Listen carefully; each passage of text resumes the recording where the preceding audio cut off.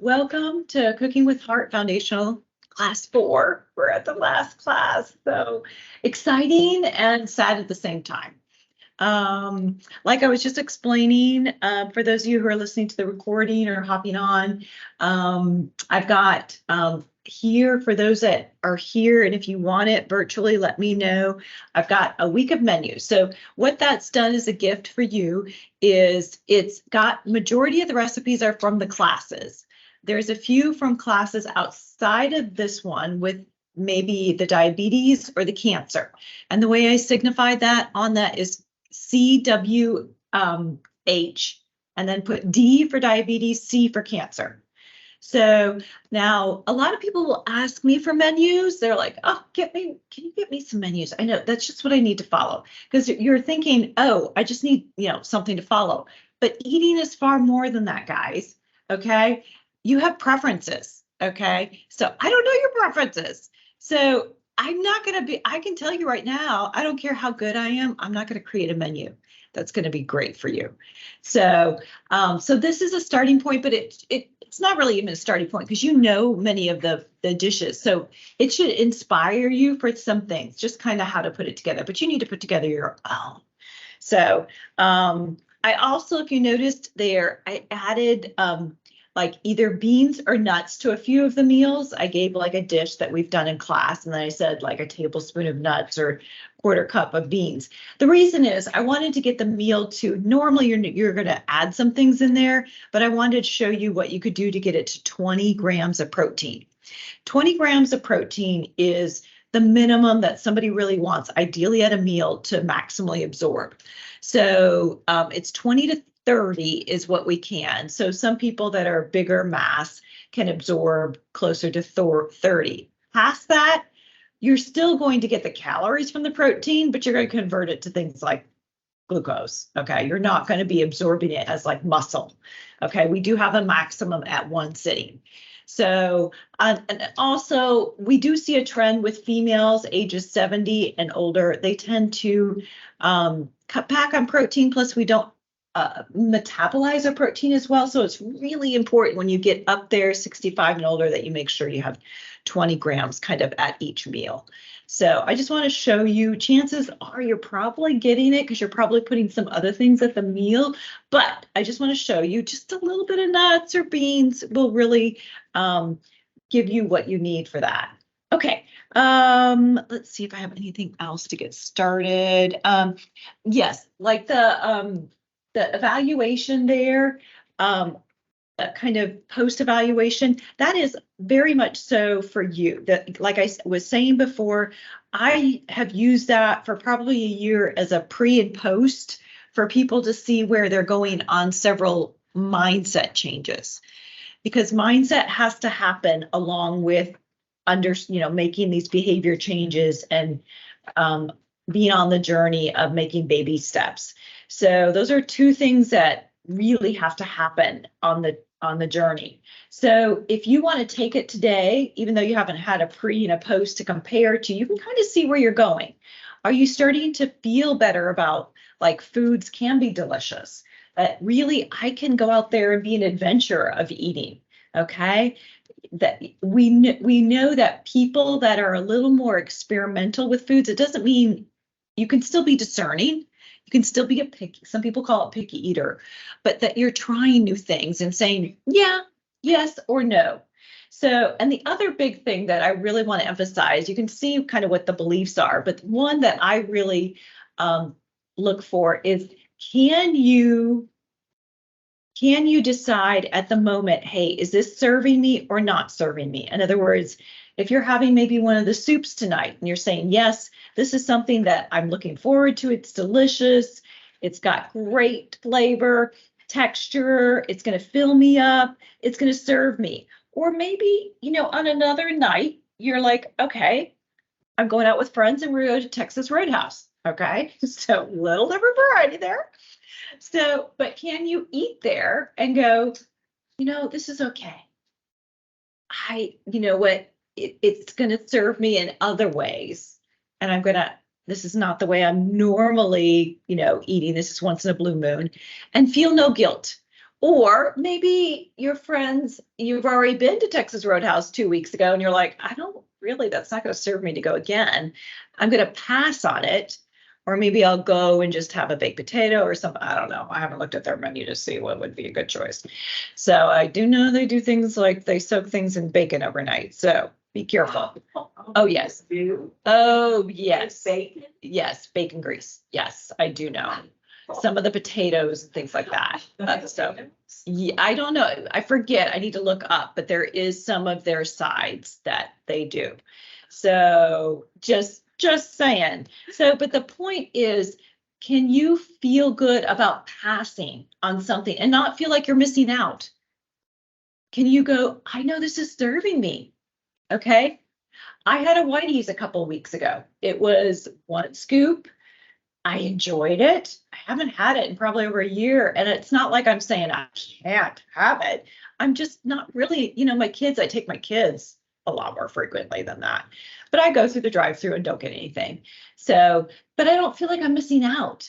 So, I have my things that I do love and that I make room for, but they're serving me because they're every once in a blue moon. So, and I'm enjoying that. And I'm enjoying my salad that I had for lunch with a tahini dressing and my tofu with some marinade and some roasted veggies. I enjoyed those too. Okay.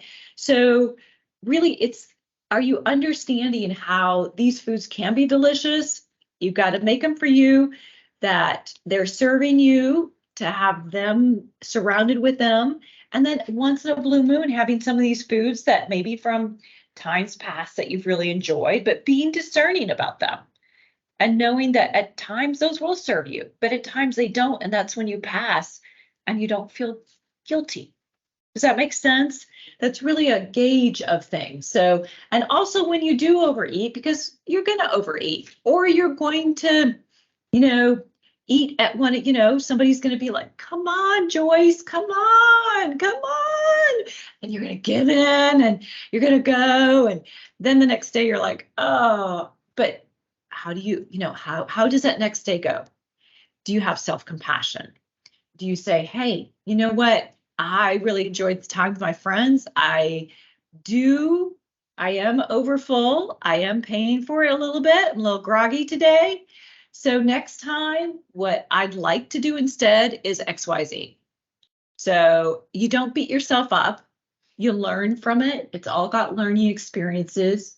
And, you just go on. So those are things that really tell me how people are going to do on this. I do overeat, but it's really rare. I'm pretty good at gauging, when I'm starting to get full. And I don't eat a lot of ultra processed food. If I sat there with a box of Triscuits and I was hungry, yeah, I'd eat the whole box. So, I'm just the same as anybody else with ultra processed. I can't stop if I have it sitting there in my lap. So, but I just don't set myself up. I really don't. So, okay. So just want you to kind of feel the direction. I hope that you've made a big giant leap towards. So, okay, I want to hear from you guys and what sort of things that you learned this last week, things you might have tried, or even just things like conversations you've had that you've learned new things because you've taken this class and you're starting to have different kind of conversations. You're starting to pick up different things in your environment. You're not craving certain things when you drive by on your routes and stuff like that. So what can, people, have you observed? Yeah, look back through your kind of action steps. What kind of things did you learn? Are some of them becoming more habit? I cut up veggies and put them in little bags in the fridge. Yeah. Yeah. And tell kind of what happened throughout the week, Joyce. Pardon me? What happened throughout the week? Joyce said that she Well- put baggies in the refrigerator with vegetables. Well, they're easier to pick out.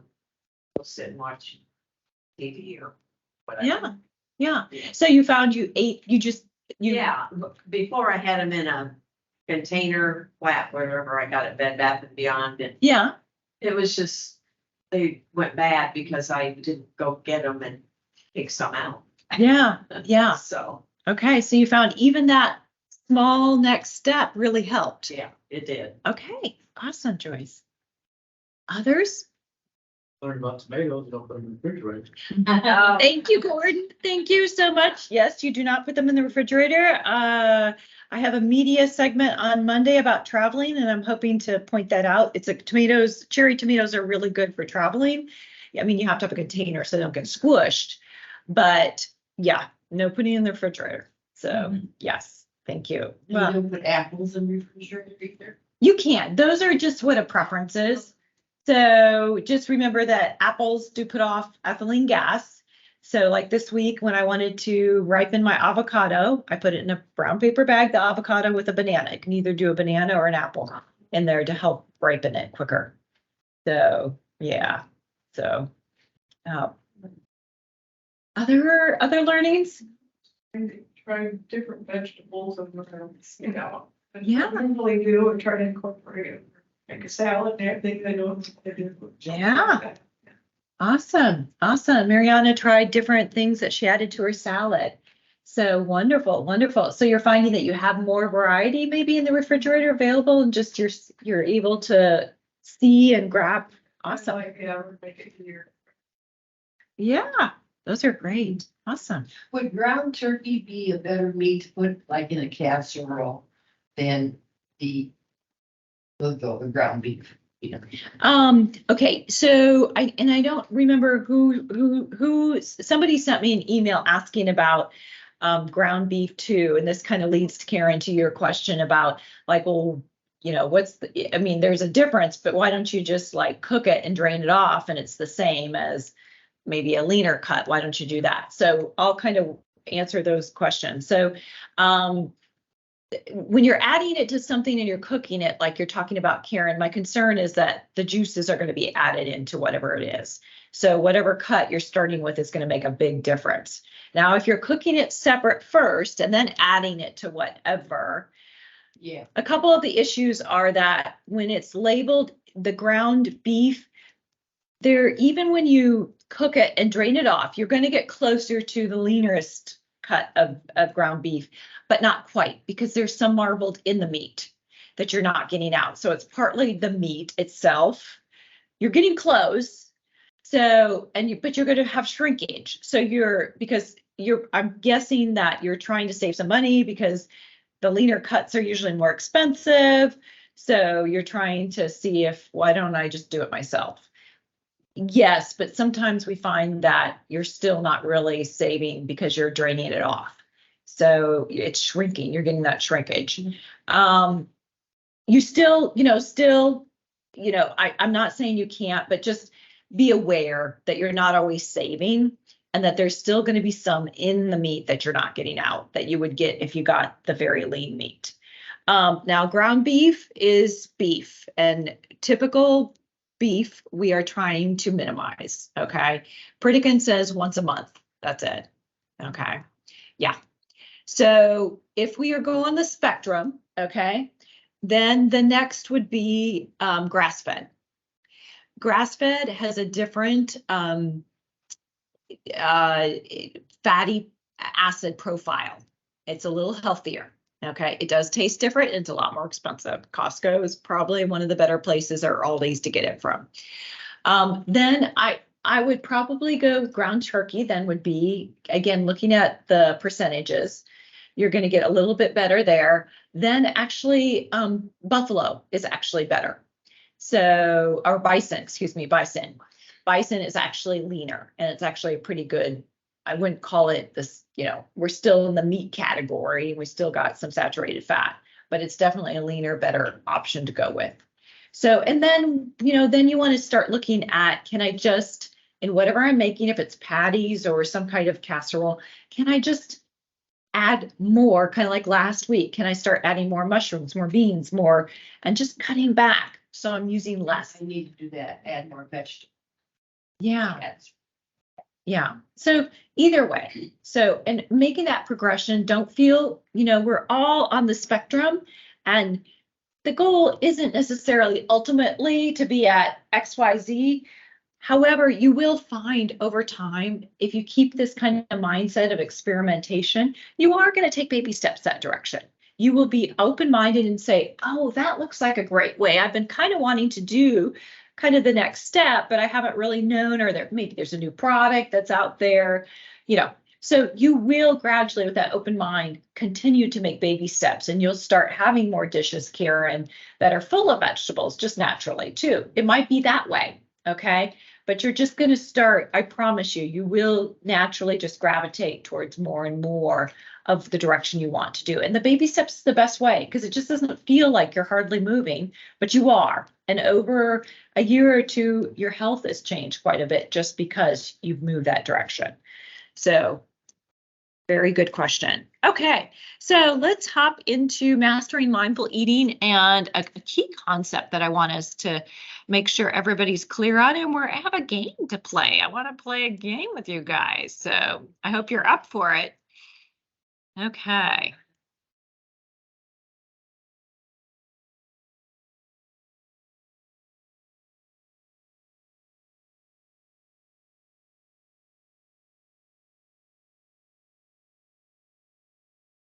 Okay, so our quote for today is, to change our eating habits, we must learn to eat mindfully, be more aware of chewing and tasting what we eat so that the brain can register the incoming nutrients. So yes, there's a lot of truth in this for sure. So we're going to dig into it. Okay, I just want to remind you, starting off, that you started this class for some particular reason, benefit, that you wanted to do it. I know you weren't like bored on Thursday nights and said, oh, that sounds like something I could fill my Thursday nights with. There is something here that you wanted to bring. That you want better health for some reason, or to invest in better health down the road. You know that certain things are probably coming your way. So, and what, looking at, what is it? What will it enable you to do? Will it enable you to be more active, independent living, play with grandkids, hike the Grand Canyon, what sort of thing? Just have energy all day, not feel the fatigue, the slumps, those kind of things. Of course, it's always good to get your cholesterol down and things like that, but there should be more than that. It should be more than just the lab values that you should be getting out of this. So I just want to remind you, you've come a long ways. Okay, so we're going to talk about caloric density. It's one of the concepts. So this is the number of calories packed into a given weight of food, not volume. So when we follow recipes here, we follow with volume. So we measure a cup, a tablespoon, that sort of thing. But here we're going to switch gears and go to weight. So this is pounds and things like that. So, okay. So the low caloric density foods, the key is it's going to be things high in fiber, high in water, high in bulk. So the nice thing about going with low caloric density foods and going with this principle of caloric density is it's a substitute for calorie counting. So hopefully none of you have ever experienced what it's like to calorie count. It's very tedious. It just can drive you crazy. So this is a way around kind of being so conscious of calories of everything that you're putting in your mouth. So it's easier, it's a lot more fun, and it really is very effective. And I'm going to show you how that is. So this is how we know if a food is low calorie or density. So it's kind of like, if I like shopping at Walmart, TJ Maxx, Costco, all these, those are all places where you get to stretch your dollar. So this is stretching your calorie and getting more nutrition out of it. So here is a chart that you have in your binder. And those green ones are really the ones we want to capitalize on. And they're listed by order of caloric density. So the lowest caloric density there is, no surprise there, vegetables, okay? The non-starchy vegetables, okay? Huge difference there. Then we go to the fruits, whole fruits, and then we go to the starchy vegetables or possibly the whole grains. And then we switch to beans and things like that. And then we get to the non-dairy, and then we just start for the lean proteins just outside the green area. So this is I don't want you memorizing any numbers. You kind of know this. This is no big surprise here. So the highest category is your fats, your oils, because the most calorically dense, they have the least amount of water actually. Even if they're liquid, they don't have water. Okay, that's not water in them. So, so what happens when you fry? Is the caloric density gonna go up or down? What's your guess? Up. Yeah, it's going to become more caloric dense.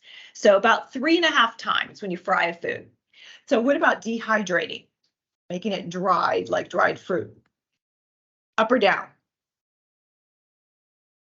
Yep, up. It actually goes up 5 times. So, yep. So, okay, I'm going to stop sharing because, let's see, because I want to show you some things I've got. It's much easier just to do it here. Let's see. Make sure that my screen has stopped sharing there. There we go.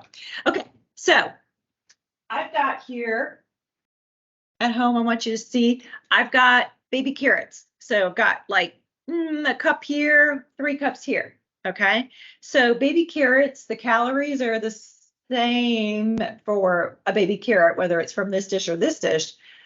Now, the calories from the smaller dish are going to be less if you ate it all than this, but I don't care. I don't want that to be the issue anymore. I don't care because they're equal on caloric density. And to me, that's all that matters. Okay. So just hold with me. So, okay. Here. Okay. Which one? These have the same calories. Okay. Same calories, guys. So which one has higher caloric density? Candy bar. Candy bar. Yes. Thank you, Karen. 2,200. Apple, 135. That is 2,200 calories per pound, 135 calories per pound. Huge difference. See? And think about it. Which one is going to stick with you, fill you up the longest? The apple. Yeah. So you're starting to kind of churn and see why this is important. So, okay. So we're going to play a game. And I'm going to actually change this so you can see a little bit better from home. Okay, I need a volunteer. So who's my volunteer here? Karen, you can volunteer. Come on Go. Come on up. What am I volunteering for? Come on up. Okay, so let me see here if I can get this so that you can see that. Good. There you go. Okay, come over here. Okay, you'll just be seen from here down. Okay, so don't worry. So Karen's here. So, okay, but you can call helpers here. Okay, so we have these foods here, 1, 2, 3, 4, 5, 6, 7, 8, 9. 9 foods. And I want you to put them from lowest caloric density to highest and see how good you do. So remember the 3 things are water, bulk, fiber. So you're looking for the most water, the most fiber, and the most bulk to be the lowest. So which one of these we've got? Okay, for those at home, we've got bread, broccoli. Just assume these are equal pounds. We've got Oreos. Let's imagine the oatmeal is made up oatmeal, the gunk. Okay, potato. We've got walnuts, so nuts, beans here. This is olive oil, and this is orange. So fiber, bulk, water. Which one's the lowest caloric density? You guys can help. Shout out. Anybody? Broccoli, Debbie says. What do you think, Karen? No pressure. You just win a car if you get this right. Yeah, I'll go with that. Okay, broccoli first. Okay, what's next, guys? Help her out. We got orange, beans, olive oil, potato, walnuts, bread. You guys can shout from home, oatmeal and Oreos. The beans. Beans. Okay, beans are next. Okay, what's next? Orange, Gordon said. You think orange? Okay, Karen's giving me the look like. Okay, so, we're getting down there. So olive oil, potato, nuts, bread, oatmeal, Oreos. So we're starting, remember, the last one should be the highest caloric density. So we're moving that direction. What's next? The nuts. Nuts? Okay. We're all learning, so don't worry if Yeah. you're not getting it How right. about the Oreos next? Okay, you think Oreos? Okay. We got bread, oatmeal, potato, and olive oil. Bread. Bread. Okay. Got 3 more. These are crude. This is Oatmeal. Oatmeal. Oatmeal, yeah. Okay. Okay, so we got 2 here. Which one's going to be the highest, do you think? We can leave that one to the end. Do you Potato. think it's going to be the highest? Okay. Okay. I thought the one, the other way around. You want it the other way around? Okay.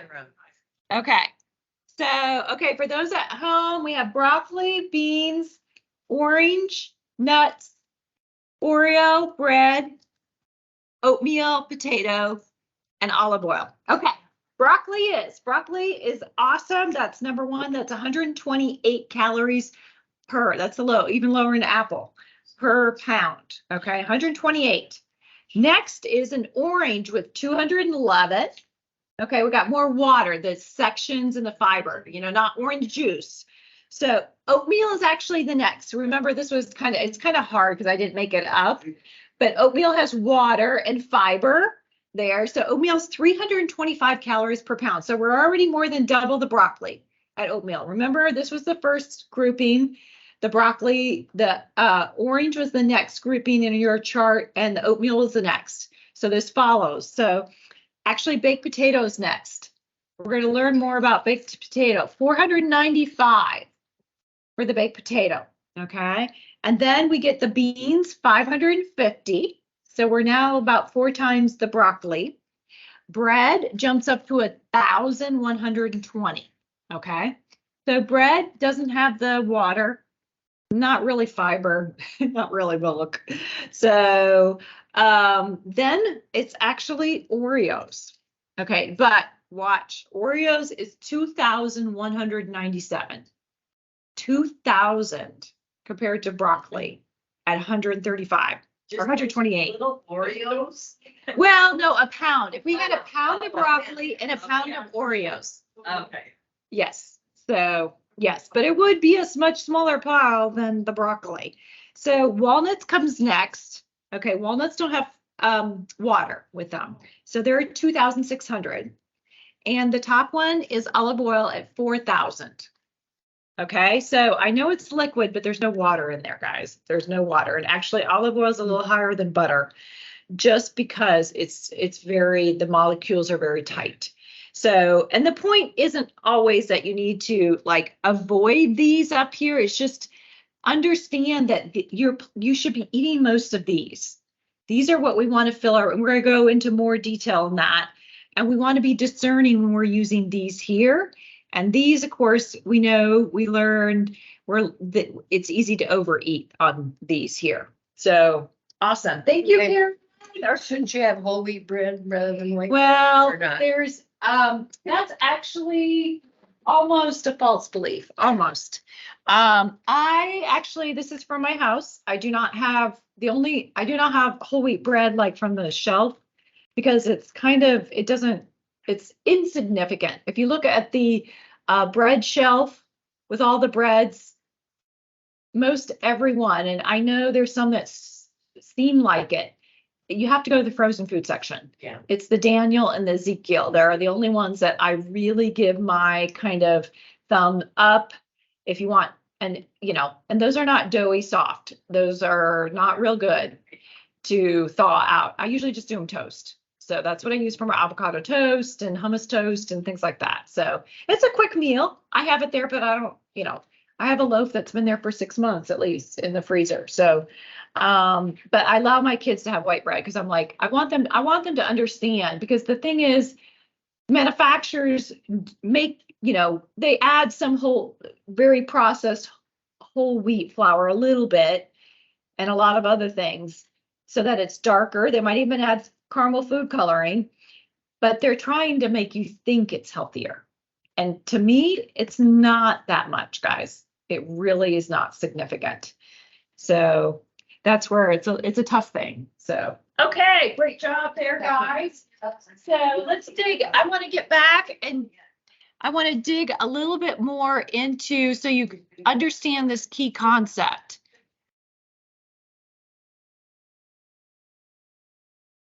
Okay, there we go. Okay, so satiety is this key concept that I'm wanting you to understand. Satiety is the feeling of fullness, as satisfaction. It's really important to start paying attention to this. We have really good body signals for this. A fascinating fact is actually that we find that people tend to eat the same weight of food every day. Okay, about 3 pounds. There's some variance there, but we find that if you change up what they're eating, they still end up eating about the same weight. So think about that. If you're eating the same weight and you choose broccoli, of course, we wouldn't eat 3 pounds a day of broccoli, but just, understand that if we tended to eat 3 pounds on this end of the spectrum, think about how soon you'd fill up versus here, if you did the ones that were higher, 3 pounds, not only would you not fill up as quickly, what would the calories do? 3 pounds from those up there, you're going to be 5 to 10 times higher in calories than if you did here. Now, I'm not saying that we should eat 3 pounds of broccoli, but it's something to understand is that if we tend to start putting on our plate these foods that are lower in caloric density, then without even knowing it, we're going to be either maintaining our weight or losing weight much easier. So, okay. So, we talk about, diets. A lot of us maybe have had in the past been, done diets. I've done them in the past. When we follow a diet, and sometimes they call them programs, but to me, they're very similar. You are asked to ignore your hunger signals. You are basically following rules and your hunger is ignored, and then you're left with willpower because you're going to be off kilter at times. Now, sometimes you might be full and fine, but at other times you're not. And you're basically told to just ignore that. This is supposed to work. So pay attention to the rules. And so, at some point, your willpower is going to kick in and overtake you. So, that's one of the big problems that I don't like with diets and programs. Eventually, your hunger is going to win out. You're going to feel like you failed. Hunger isn't the problem, though. It's our food supply. That's what we've changed in the last 60 years. It started about 60 years ago. We started to change and bring in ultra processed food. Okay, remember many years ago when potato chips were a novel thing. They just started, having it. That was like truly a treat to have a bag of chips. And at that point, you probably would eat several. You couldn't, just like now. It's ultra processed food, but it wasn't a problem then because that was just a blue moon thing. But now we're being bombarded with ultra processed foods right and left. This food supply has changed. We're not eating whole foods. We're not eating foods high in fiber, water, and bulk like we used to do. Okay, so let's do a little experiment. I want you to, let me get this to the full screen here, guys. Sorry about that. So, okay, so he's feeling full there. Okay, so I've got a little quiz for you guys, next one. So the next screen is going to have 2 foods, okay? They are equal in calories, but they're different in satiety. In other words, one is definitely going to fill you up much sooner than the other, but they're the same calories. So I want you to use your knowledge so far of fiber, water, bulk to guess which one is going to fill you up sooner. Okay. 1, 2, 3. 2 soy chicken nuggets or 1.5 cup of lentil soup. Which one's going to fill you up? The soup. The soup. It's got water, fiber, bulk. Yep. Equal calories. Okay. So Just that water fiber bulk is all you need to think about. So for dietetics program, school, medical school, when you start talking about weight and weight loss and things like that, you'll hear things like ghrelin, leptin, CCK. You don't need to know any of that, guys. Really, the bottom line is which one's going to fill you up? Which one is going to give you the most satiety? Fiber, water, bulk. You don't need to know all these hormone things. The hormone things, yes, they'll work with it, but you don't need to know them. So, okay, which one here is going to fill you up? They're equal calories, the cashews, 1 cup, and 6 baked potatoes with salsa. Yes, they're equal calories. Okay. A baked potato is actually one of the most fulfilling foods when they've done research. It's what you put on it. Okay. So, and now salsa might be a little foreign thing to think about, but you know what? It's actually one thing I kind of put out there to people. Pasta sauce is a possibility, cottage cheese, hummus, just trying to steer clear of the butter or the cheese, the sour cream. Yeah, I know. I'm not saying that those don't taste good and the texture isn't nice, but guys, that really destroys the baked potato. It really does. So. You can try to do Greek yogurt instead of sour. Yes, definitely. 100%. Okay. The suggestion was Greek yogurt. Yes, definitely. Okay, so the next picture, we're going to hold the ratio of calories, or excuse me, of fat, protein, and carb, because some people will say, oh, this is the special kind of ratio that you need to have. So we've got 2-pound pineapples, same calories, same carb, protein, fat, it's pretty much carb, as 40 gummy bears. Okay, which one's going to fill you up most? Pineapple, 2 pounds. That's a lot of pineapple. Yeah, a lot of water. Yeah. So it's not about calories, guys. It's not about calories. We're not trying to beat the calorie equation. We're just trying to get ourselves full of nutrients and fiber, the stuff that's good. Our body has for hundreds of thousands plus years been wired to be healthy on. So, okay. Now, so if we want to talk about really how do you put this into action? So the first 2 groups, in theory, if you were to eat, I wouldn't recommend this, but if you were to eat just from those first 2 food groups, you would easily lose weight. Yeah. So we usually don't say that because it's just really tough. And again, it kind of turns into a diet, and I don't want that. So what we do is we say that most of what you intake should be from the first 4, really. Maybe that 5th one there with the non-fat dairy foods, yes, especially if you're at your goal weight. But really focus on those first 4. So if you get outside, especially in larger quantities of the green, you're going to gain weight. It's really simple. You don't need to count calories. So we know caloric density, if your average over a day is 800, you're gaining weight. You're gaining weight. Okay. 550 is the healthiest. Again, you don't need to go to charts or anything. I'm going to show you how you kind of do this. But 550 is actually put out by the World Health Organization about the Cancer Society. This is where you're going to get packed with nutrients and feel full and satisfied. If you want to lose weight, 500 or less. It's pretty simple. If you're at 600, you're probably going to start creeping on weight. You're going to be like, gosh, over the last year, I put on like 2 pounds. You're probably somewhere at 600. We just want to, kind of look at and pay attention a little bit more to our fullness. Okay, they did a cool study where they divided people into 5 groups and they fed them something. I'll tell you what they are, 5 different things. Each got a different thing. And then they said, go to the buffet and eat whatever you want. So they got to eat ad lib, but they all ate from one of these 5 food groups that they gave them. And so one was a small bowl of vegetable soup.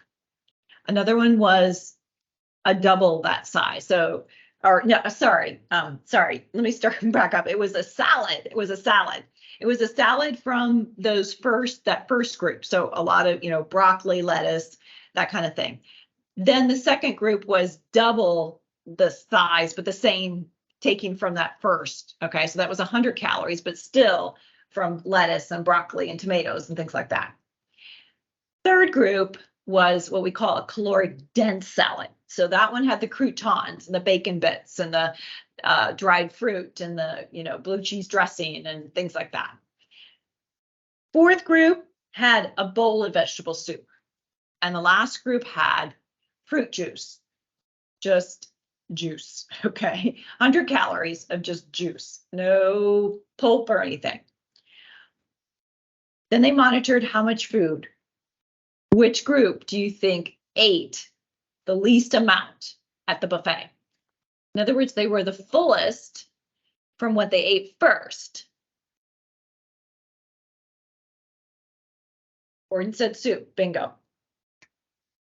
Water, fiber, bulk, vegetable soup. Yep. Second one was 100 calorie vegetable salad, okay, from that first group. The worst was the fruit juice.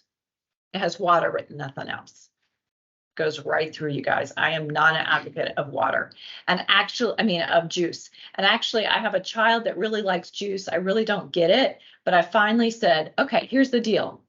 I won't get you orange juice, but I'll get you occasionally a Dr. Pepper, because I'd rather have her have the Dr. Pepper than orange juice, because what's the perception of the orange juice?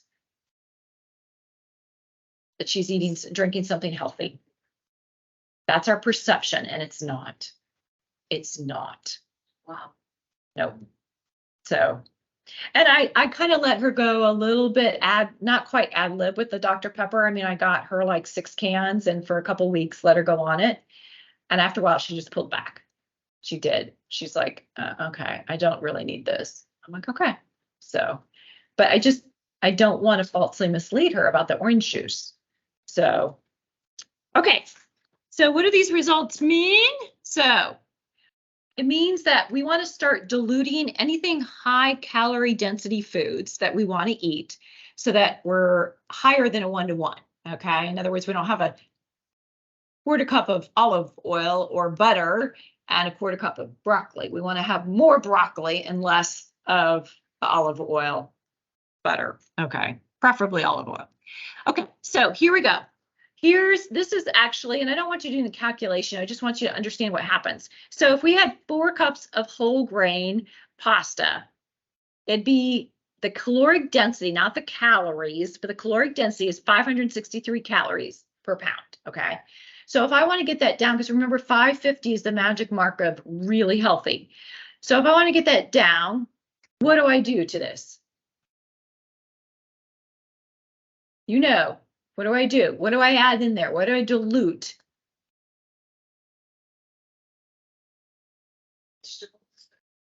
And vegetables. Yep.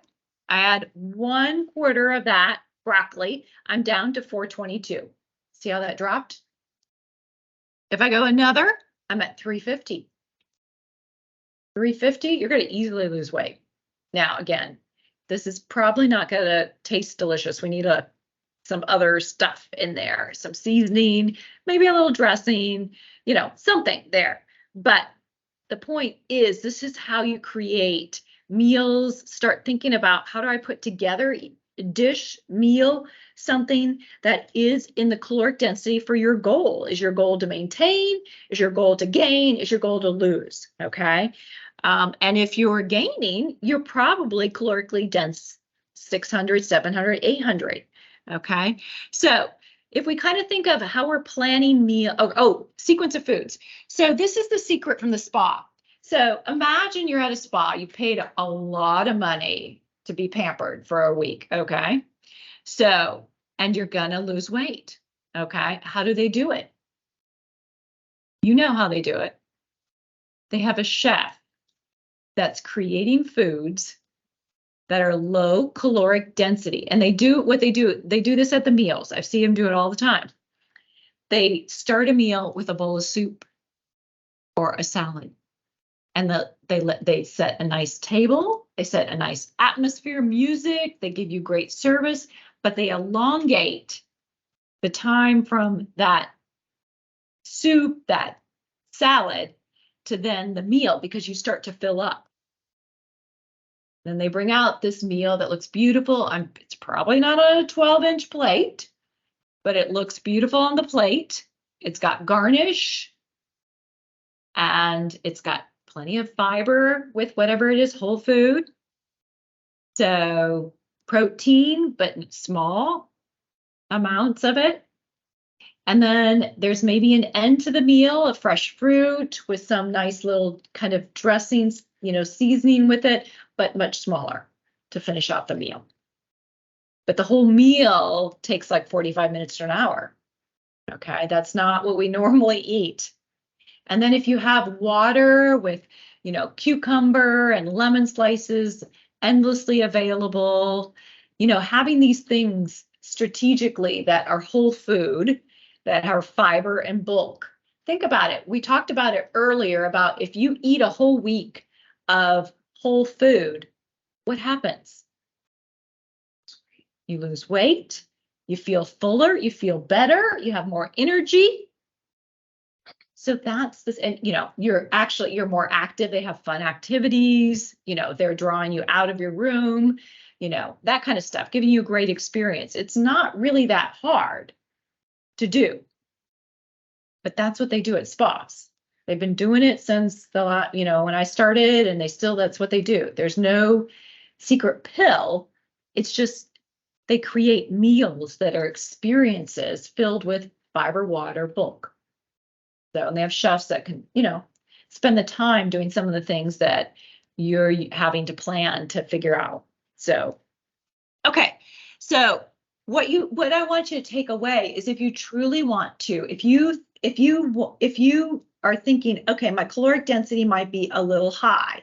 I need to get more nutrition and possibly, I'm feeling hungry a lot of the time, or maybe I want to lose a little weight. Whatever is your goal, then you want to start adding in eating, starting with a salad with vegetables from that first group or a bowl of soup.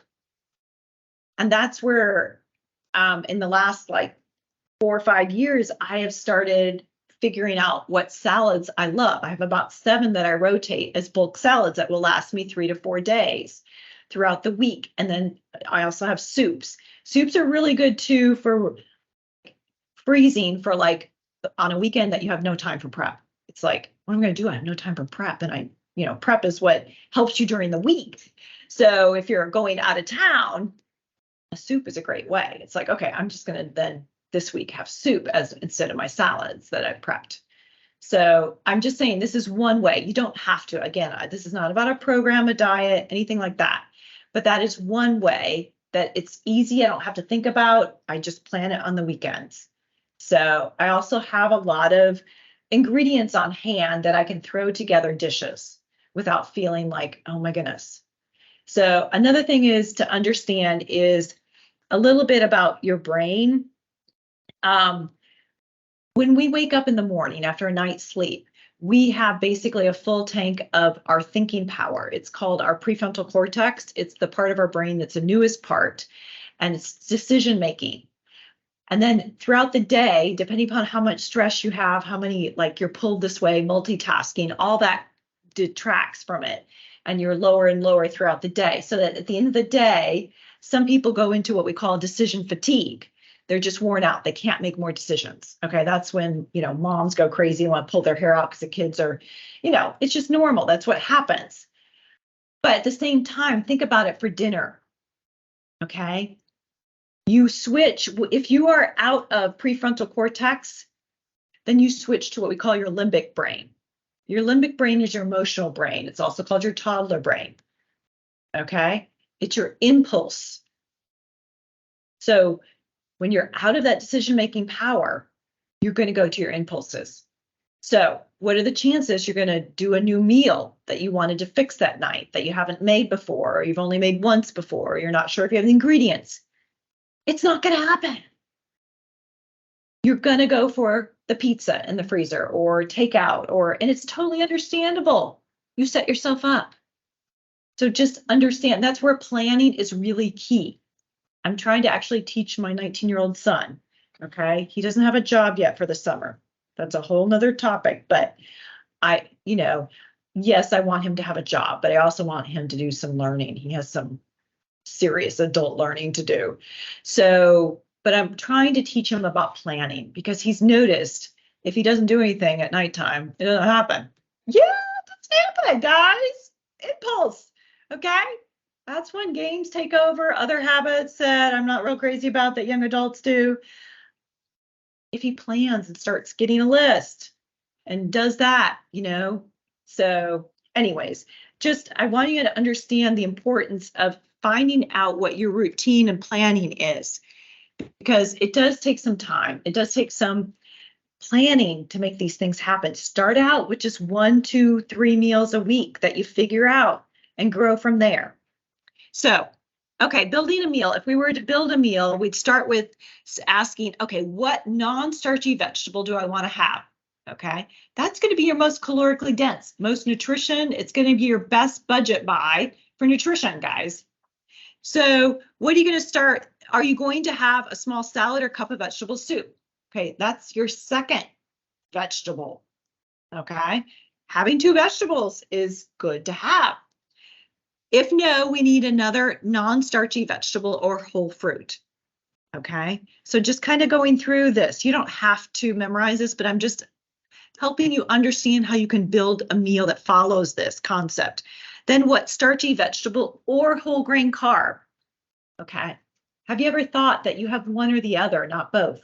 Okay, a lot of people will build meals with potatoes and, whole wheat bread or, corn. I'm not saying it's not good or bad. It's just that you got a lot of starch then. Okay. And we're missing out on the nutrient density of another vegetable. Okay.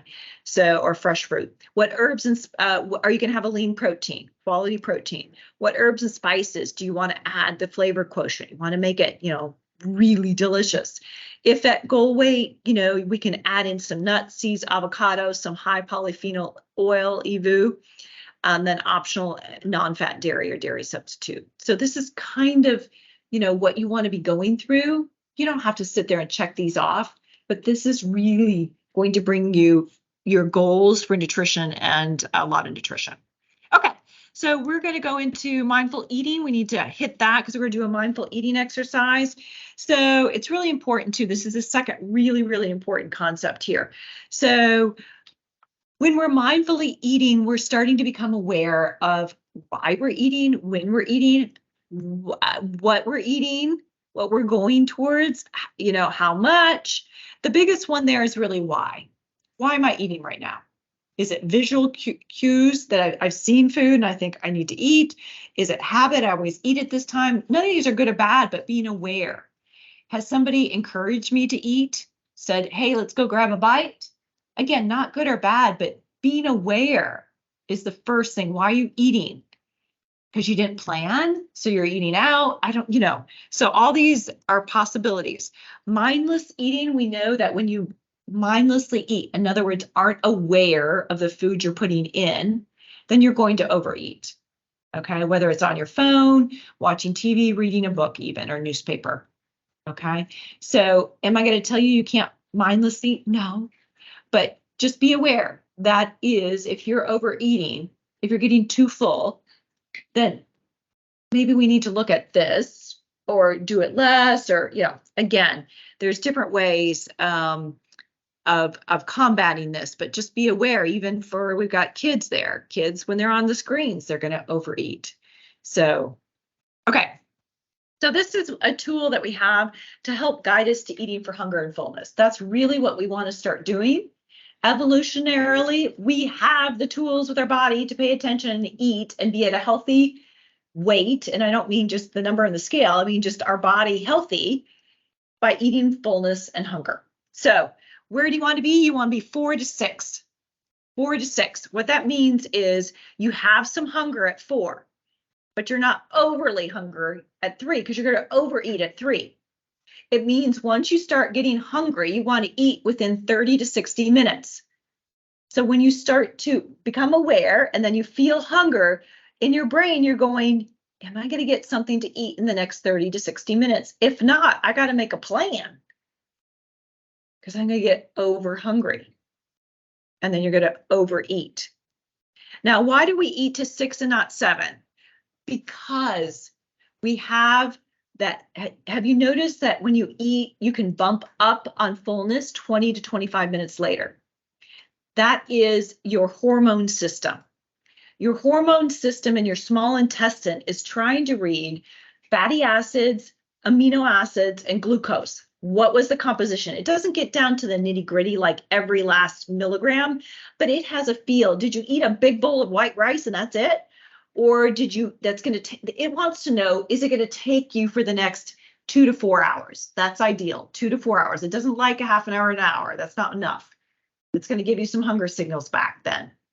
Okay, because that's the time frame that it's going to be able to, deliver to all the different parts of your body what you ate and be ready for more. And what you want to do that and build confidence with your body so your body isn't always packing things because it's freaking out, afraid of what you're going to do because you're just erratic and you're not paying attention. So we eat till just starting to get full, 6, because we will bump into almost 7, maybe creep into 7, 20 to 25 minutes later. And you will notice some foods will bump you up differently and hold you differently. There are differences, guys. And when you eat just one food, that's really not the way to go. You need to eat at least 1 or 2 different kinds. I mean, eat 2 different kind of, a vegetable plus a dairy, non-fat dairy, or a quality protein, or a whole grain carb. So the combination is so much better for your body. It likes that. It likes all these different things it has to do. So it's got transport systems that do so much better. So 5 is where you don't feel full or hungry. You can't feel it. It's just, I don't have a feeling either way. So this is where you want to be. Okay. So most of us aren't really there all of the time, maybe some of the time, but start paying attention. I highly recommend if you haven't really paid attention, you go on a pilot run, do a test run for like 3 days, put stickies around and remind yourself, but becoming aware is so important. I don't want you obsessed with it. I don't think necessarily numbers in my head. I know these numbers if you were to ask me, but I always am paying attention to my hunger and my fullness, always, because I don't like being over hungry and I don't like being over full. I do not. I get crampy if I get over full. So I'm not going to overeat. I feel healthier. I feel better when I'm at that 6 and going just to the edge of 7. I feel energy. I feel like I can go. And your body, when you get into 7, is going to have to devote a lot more resources to digestion. And that's where you feel sluggish. If you got an afternoon lull, it's either the combination or the amount. There is a circadian rhythm right around 1 to 3 that it's hard to fully dissolve, feeling a little bit of a lull. But a lot of times people are just plain old overeating. Okay. And when you overeat, guys, you are going to feel tired because your body is really devoting a lot of resources to digestion. Okay. So, this stuff, changing eating is hard because we're emotional creatures. There's a lot of emotion that goes into eating. So just start becoming aware. That's the most important thing. Become aware why you're eating, what's triggering you to eat. Is this serving you? Then go ahead. If it's not, reconsider. Is it some planning that you need?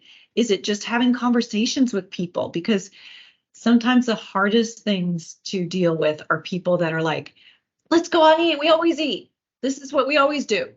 We love doing this. You used to love doing this. You deserve this. You've been so good. Okay. And those have their places. I'm not saying you can't do those things, but you have to set up the boundaries. Sometimes you're going to have to turn these down. If you're not turning these down, then you're not fully into the health aspect, serving yourself. Okay, So again, utilizing the hunger scale 4 to 6. So slowing down, a lot of us need to slow down the eating. It's not like 100% requirement. If you're eating faster and you understand your hunger, how it's going to bump up, you can work your way through it. But most of us need to slow down to just become aware. And that's the first step. So if you want to slow down, a couple things you can do: take a sip of water between each bite. Okay. And what you do to get yourself started with that is just rehearse. You sit down and pretend you're eating, and you just pretend to take a bite and then take a sip. You've got to ingrain it in your body and your brain.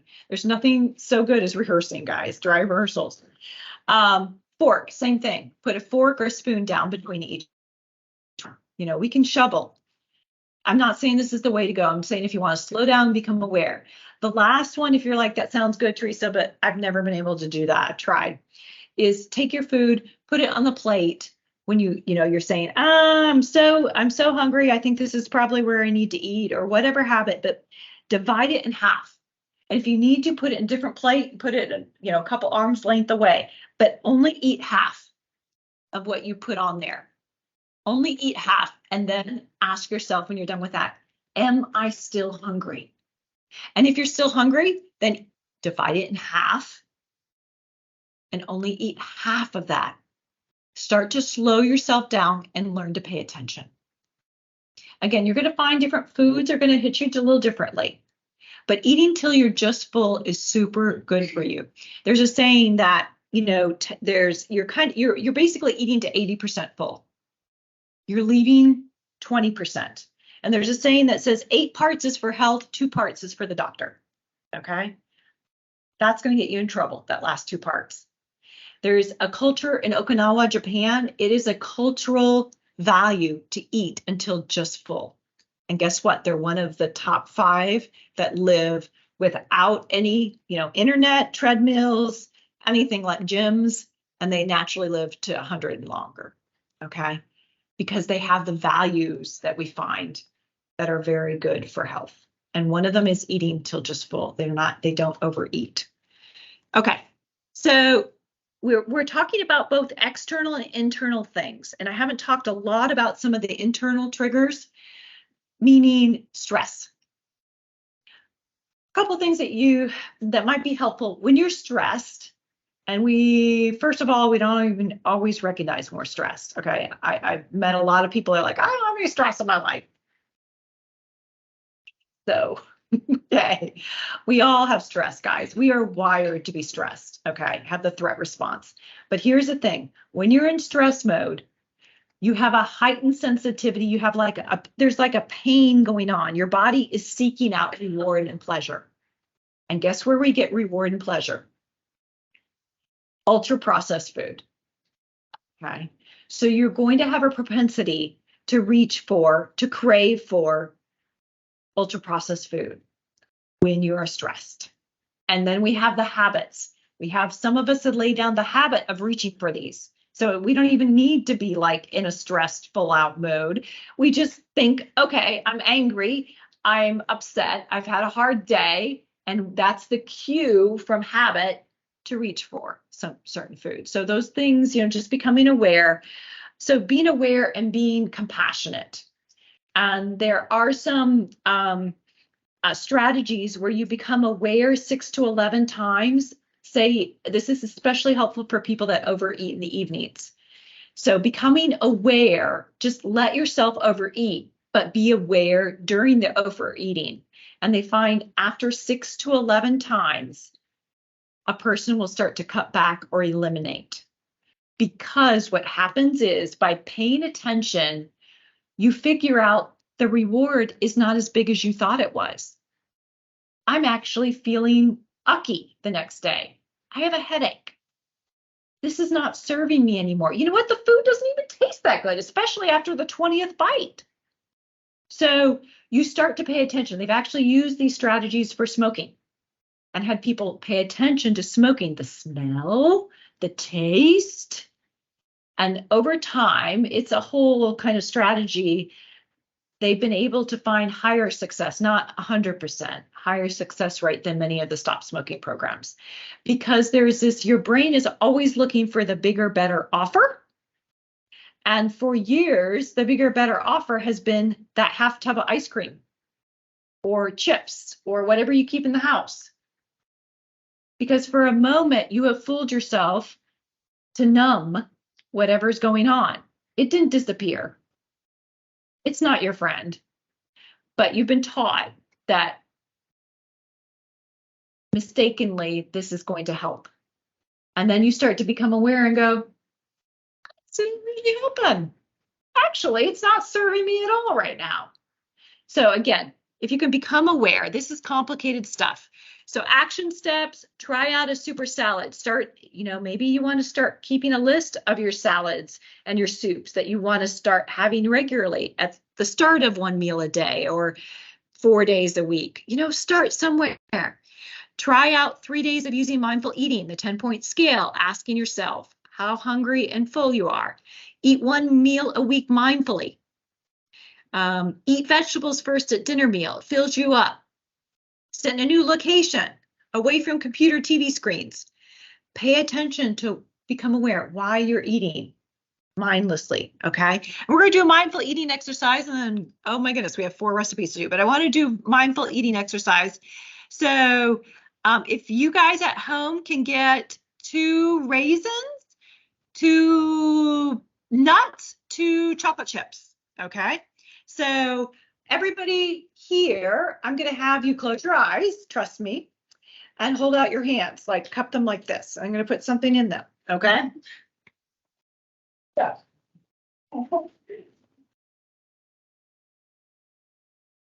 You'll figure out what you did very quickly. So, okay, with your eyes closed, go ahead and unwrap. So I'll show you guys at home what I've given them. Okay, this is what they got. So keep your eyes closed, unwrap it. I want you to listen to the unwrapping though. I want you to enjoy this. This is about mindful eating, and this is part of the experience.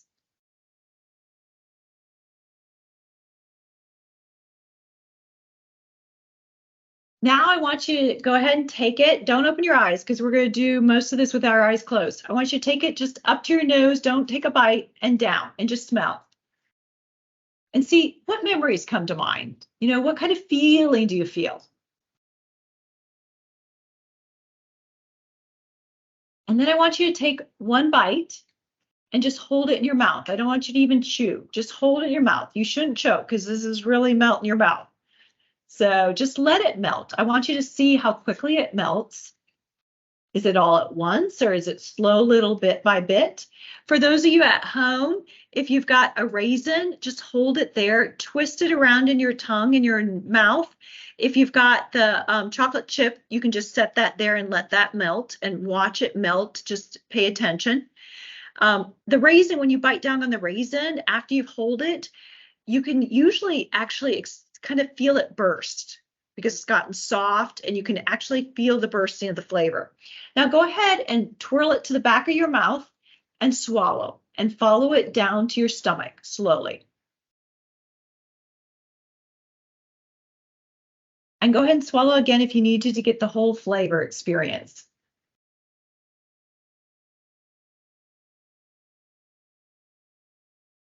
Now go ahead and open your eyes. Okay, so that's called mindful eating, what you just did, even without looking at it, okay? Because so often when we look, we distract from our experience. But what I want you to do right now is what we call mindless eating. I want you to just go ahead and take a bite and swallow. Don't pay attention. Just take a bite and swallow best you can. Don't pay attention.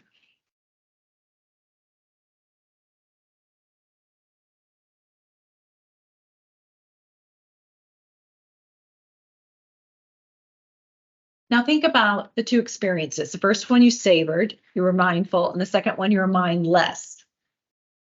Which one was more enjoyable?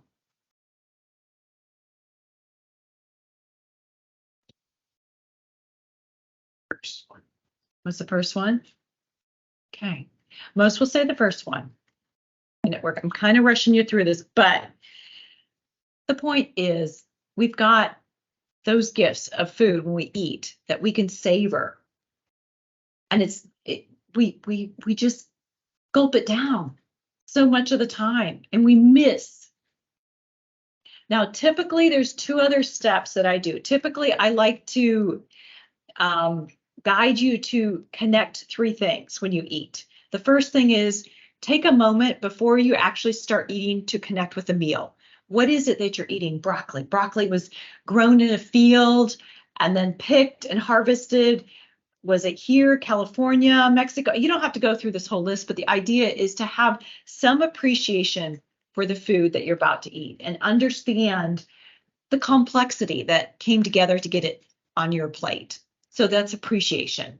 That's the first connection. The second connection is with your body, asking you, and I didn't do this, my apologies, to ask you how hungry or full you were. And I also want you to start paying attention to, is there other things going on internally, like emotions? Am I feeling angry? Am I feeling bored? Am I feeling happy? You can feel those internally. Those are internal emotional states. You can also feel hunger in different parts of your body because it can be other things that are coming up. So sometimes I will ask people, can you put your hand over where you're feeling the hunger? And sometimes it will be a different part of your body and there's something else going on there. So again, looking at the internal state. So you appreciate, then internal state, and then the last thing is pleasure, enjoying the food, savoring it. Those are 3 connection points you want to do with a meal that's mindfully eaten. So think about that. Try it out this week. See if you enjoy the meal, if it's even worth doing. I actually have started in the last year since I took a trip to France, and they have a lot to teach us about food. Other than just the great food, they actually do sit down. I had a 5-hour dinner there. 5 hours, yes. And I did not overeat. So yes, they know how to do it. But the point is they do a lot of the meal. I've started to put candles and napkin and, take a moment. I normally talk to the kids. And ask them their high-low kind of thing. We have conversations. But the point is the meal is an experience itself. It should not be this food that we gulp down. And it's kind of gotten to be, in a lot of cases, that way. And I know sometimes we have to. Our life requires it. But you are missing out. Can you at least, and truthfully, I do have candles. I light the candle and napkins there on the table. And it just changes the whole experience. To do that, do you want to have, and I've actually started, I have the tall wine glasses, the red wine, and I put water in them and, just water. Who said you can't? So, occasionally, yes, I'll have a glass of wine, but I'm saying most of the time I just have water. So putting that special meal, even if it's just you, just having that experience and not distractions. They're always available to you. So try it out, see what you think. Okay. So we're going to get going with our soups here. So let me throw these together and show you some great soups that are a little more complex, but don't require a ton of prep. So, okay. We're going to start with, let's start with the asparagus soup. So asparagus in season right now, nice. So you can see here, this is one way that really helps to keep the asparagus actually for a couple days. Just get a vase and do that. I had 2 vases in the refrigerator for the last 2 days because I got groceries a couple days ago. So you don't have to rinse it, just put it in there with the water. It will help it. So I'm just going to start the soup. Actually, I'm going to start it back here. So I'm going to add, you just kind of add everything here for this one. So I'm going to add my no added salt vegetable stock here.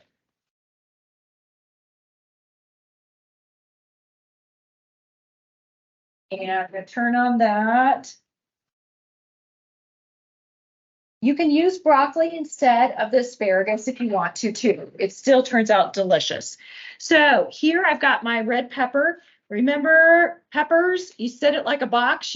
You chop off the top, the bottom, then open up the side, open it all the way up and flatten the knife across to get the piffy parts out. Flip it over, pound it down so it's flat, and then chop it to small pieces. So asparagus, rinse off and you break it wherever it breaks. Okay, this is the woody part. Don't use it, toss it. I'm sorry, guys, you don't. If you want to start, getting tedious, you can trim it and do things with it, but forget that. So then you just chop it up, and we're going to use an immersion blender with it. You can save, if you're serving this for guests, save a few of the tips, and it looks really nice after you immersion blend it to drop 1 or 2 of the tips on their bowl of soup with a few dill wheat. Really nice touch. So we're going to save those. So I've got some celery there. I'm going to show you real quick with celery. I'm guessing many of you are familiar, but I want to make sure everybody's familiar, comfortable chopping some of these. Celery is pretty easy. You rinse it off. There's sometimes some dirt down here. You take that off. Just chop that off. You can use the top up here, usually not the leaves, but the main thing when we're chopping it is it bellows out at the bottom. You can just do a couple slits like that, flip it over so that you're closer to all the same. So that's how you do celery real quick. So, okay, so we're gonna get that going. Then we have to make this thicker, creamier, we're just gonna use some cashews. Okay, you want, now Hy-Vee doesn't have regular cashews. Walmart has cashews. So I had to cheat and get some lightly salted cashews at Hy-Vee, but I would not, at home I have always in the freezer cashews because I use it to thicken. When you start getting to vegan cooking, you use cashews. Cashews are a softer nut. So they blend very easily, just like 15 minutes of boiling. You can blend them to a sauce, a white sauce.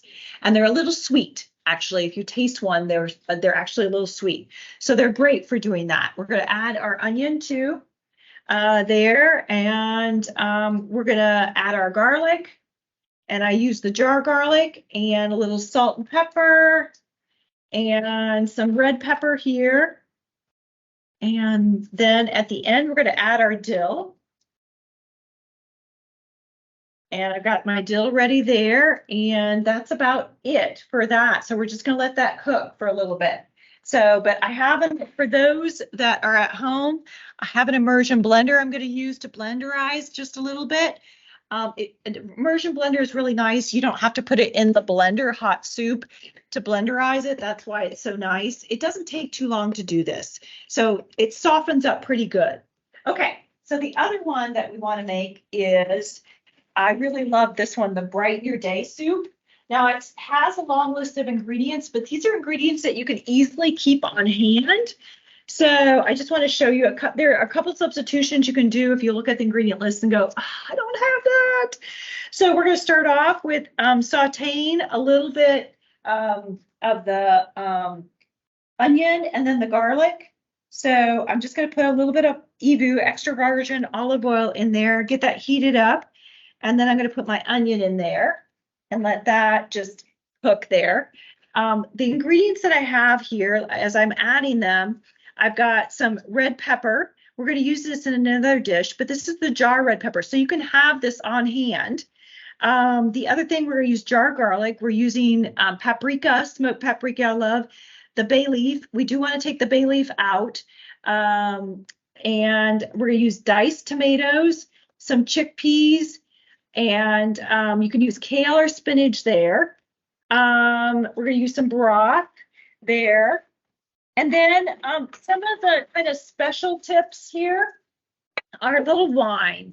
So it's just a nice sparkling kind of touch. You don't have to do this, but I find I'm not a big Pinot drinker. That sounds horrible. I like red wine, and Chardonnay I usually do, but this actually it's a lighter dry. It really is nice for this.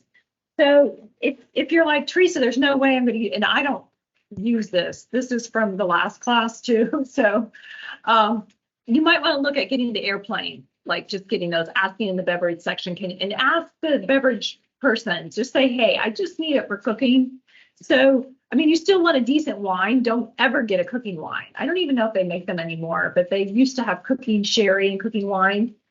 And they made them like so full of salt, so kids would never drink them. So it was horrible. But this works. It really is nice. We're just going to add a 1/4 cup for all of this.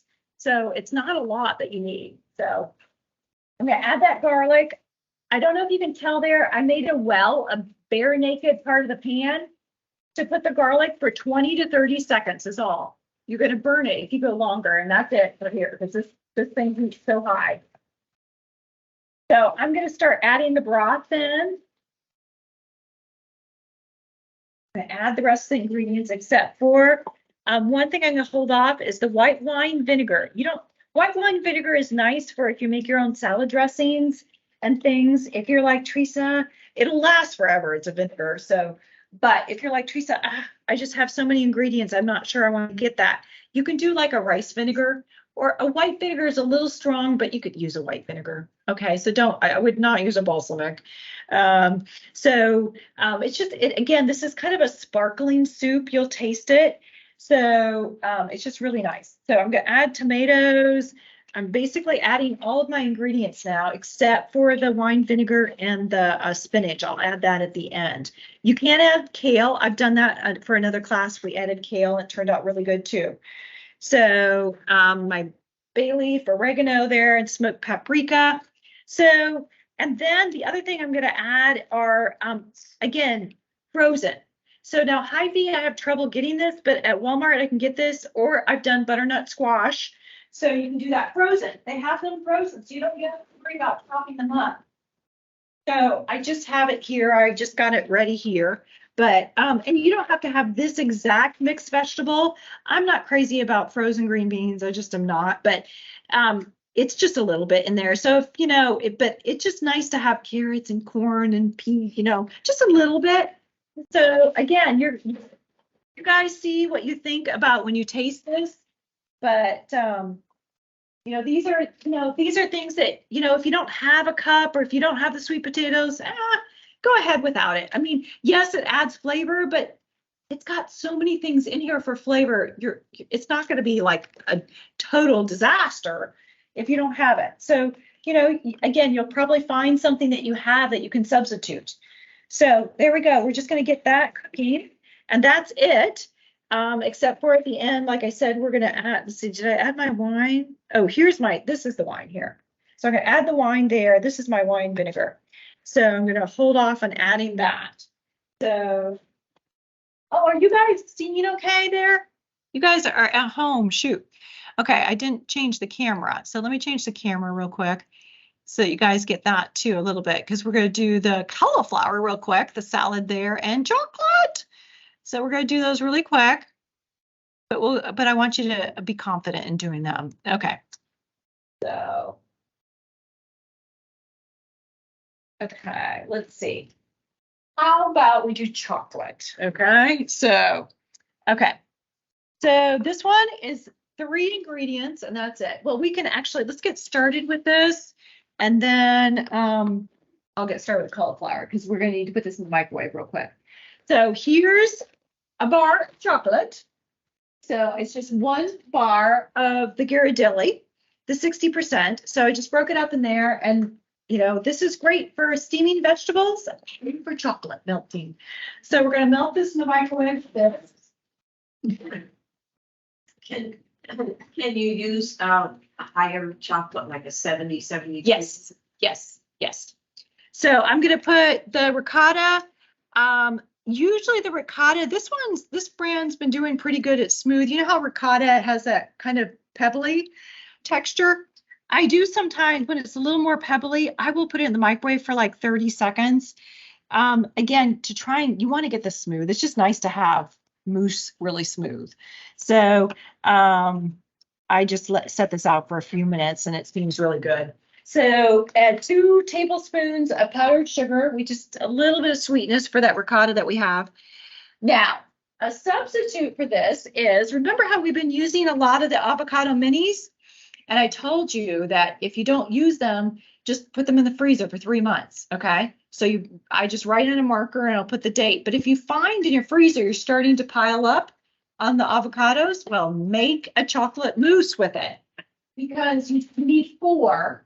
And I did that. So tonight you're going to be able to taste that. So yeah, we got to go a little longer here.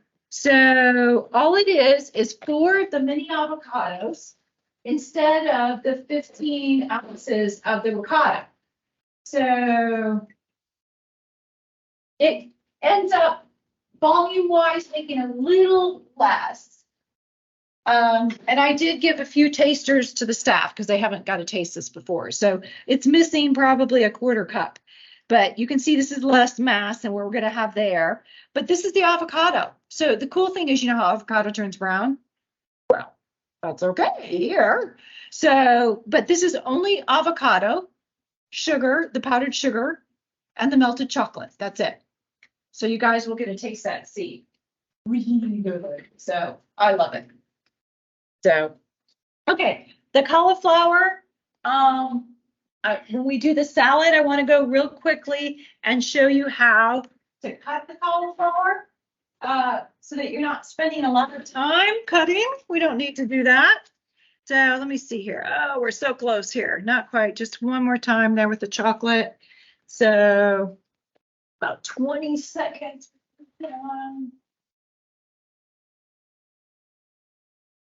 We put this lid on here. And I think I can tell that it's boiling nice. Let's turn that one down. Okay, so cutting this. You ready, guys? I'm going to do it in 20 seconds. The timer's going to go off. Ready? Go. Down. And I'm going to do it 1/4.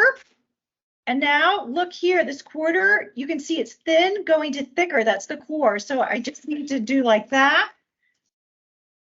That. 1/4. There we go. There we go. Now I can start breaking this apart and taking off. Now, of course, Mother Nature made every, cauliflower a little different.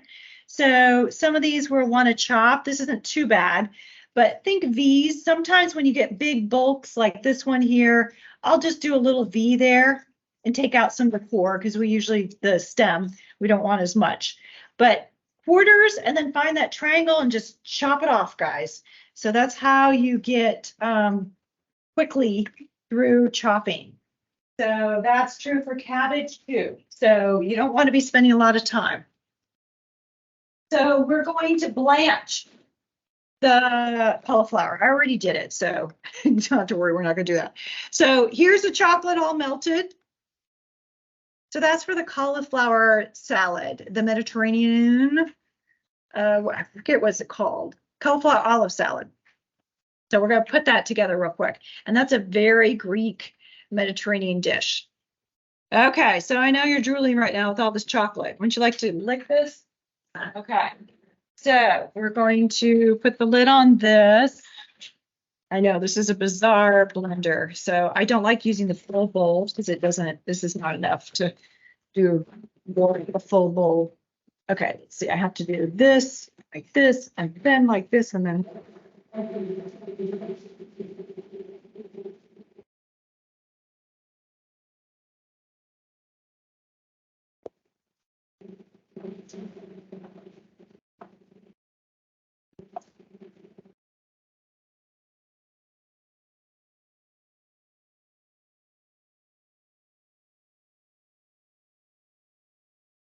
Okay, I think we're there. Okay, there we go. Okay, see how we're doing? There we go. Look at that. Oops. Okay, let's get a bowl to put this in.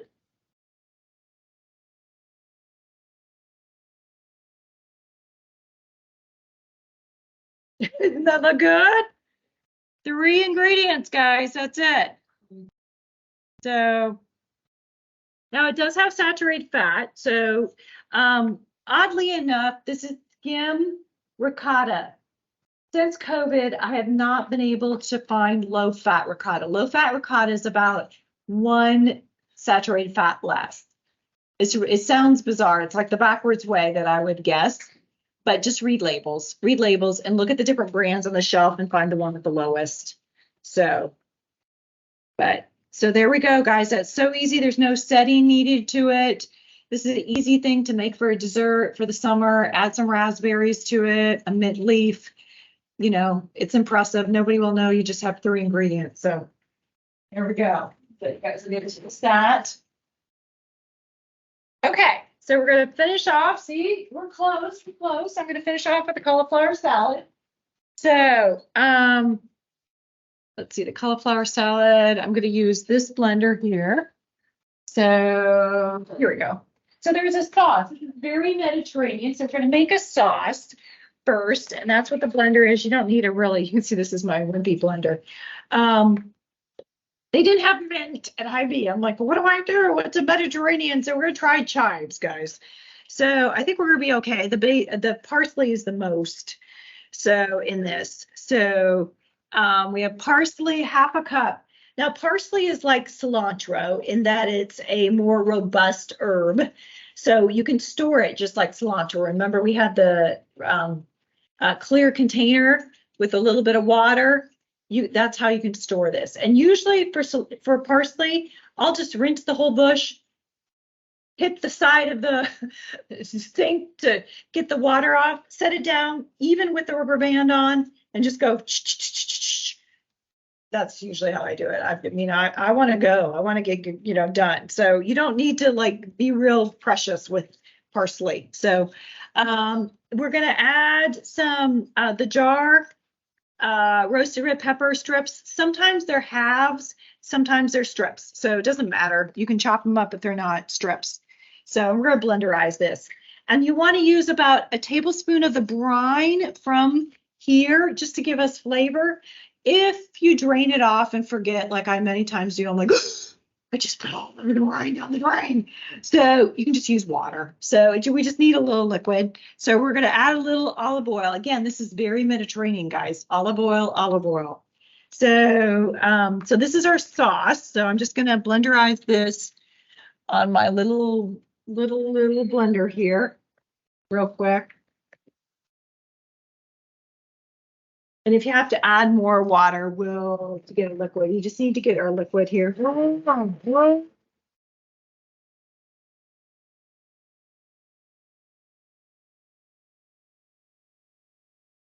It's close.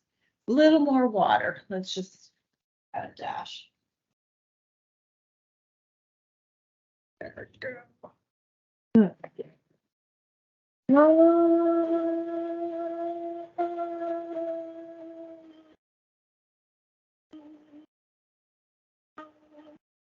There we go. So it's like an orange brown from the red pepper and the. Okay. Let's unplug this before I show the disaster. I have before once a couple of years ago. I did have a pretty bad disaster. Not with this one. I don't know. I'm getting nervous. It's not letting me take it off. There we go. Okay, I got a little correction there. Okay, so those at home, you can see it's kind of a reddish, orangish brown. So that's the sauce. So let's throw together. We can turn all this off. It's really good. Okay, I've got my cauliflower. I'll show you my trick here. So we are gonna add to this. Okay, so here's my blanched cauliflower. When you blanch, you put a steamer in one of these pans, just a little bit of water, 4 minutes to blanch it. You could technically blanching, you can immerse it in like boiling water. That's fine if you don't have like a steamer like basket like that. You only need like 3 minutes. You don't need the 4 minutes. So then take it out and put it in cold water or ice water because you got to stop the cooking. Okay, so this is blanched, so it's a little tender. It's not quite as strong with the bitterness.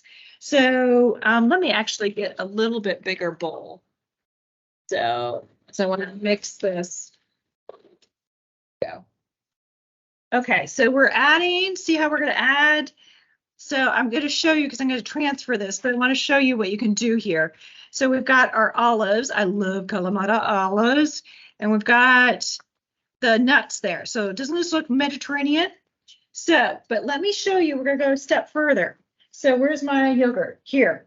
So I'm gonna take a tablespoon of Evu and put in that. I know, isn't this crazy? This is very Mediterranean. Mix that in.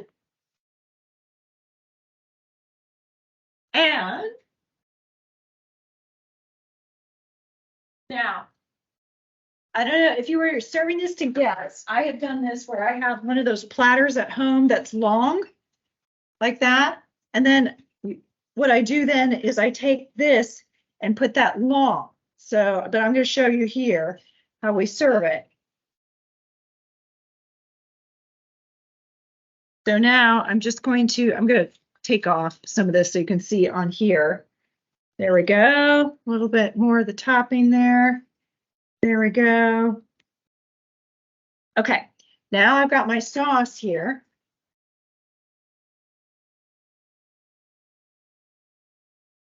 There we go. Look at that.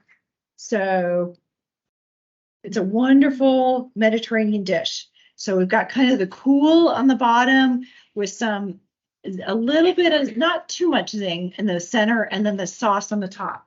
So you guys will get to try that out. So little different flavors, Kalamata, the toppings, so cauliflower olive salad. And we've got the soups here. I'm going to blenderize the asparagus there. Let me get my glove. So this is a really heavy pan here. So you can see that. I'm going to turn that off. And then here's Brighten Your Day soup. We can add the spinach to that and add just a little bit of that wine vinegar. Just going to stir that. There we go. We've got our soup ready here. Just imagine having a bowl of that every day. So that would just fill you up, and you see now you'll be the judge of whether it's good. This one here has got really good flavor. You can see we do want to blenderize it because it's got chunks that we need to kind of bring together for flavoring there. So I'm going to do that. I'm going to put this over here and we can eat this soup. And I'll blenderize it while you guys can go through and get your soup. And then while you guys are eating, I'll dish up that soup after I blenderize it. So, okay, ending. So a couple things to ending. Big thank you, guys. Thank you for investing in your health, for being here week after week. So you have the foundation to go forward now on continuing the baby steps. You know the process. You know what you need to bring together. Just keep on going. You got it. So keep setting action steps. I don't know if there's a certain day of the week that it works to kind of say, hey, what I learned, what do I want to work on this week or add in to this week? So a couple things that can help us. We are, we put on these classes. They're sponsored by the foundation. We want to raise the health of the community. And in order to do that, we need to keep, having people come through and get the, our goal, this isn't a program. This is about people being confident in the kitchen, putting together dishes and figuring out for you, it's going to be different than for you. So we want, as many people that are on that path of wanting better health to come through the class. So if you can, anybody that, you think would benefit, plus letting your doctor know would really help, because you'd be surprised how many providers don't know that we have this free of charge. Okay. So next time you're in to see the doctor or a specialist, anybody can refer. You don't need a referral, but it really helps because they're seeing people that are struggling with their health. So I am trying to go around and do demonstrations and talk, but it is a constant thing. So to remind people, because a lot of all of the healthcare staff is very, they have a lot on their plate to be doing. And so they want to help people, but they need a little reminder that, oh, there's that class that I could be referring people to, and let them know that you've enjoyed it or that it's helped you in what way.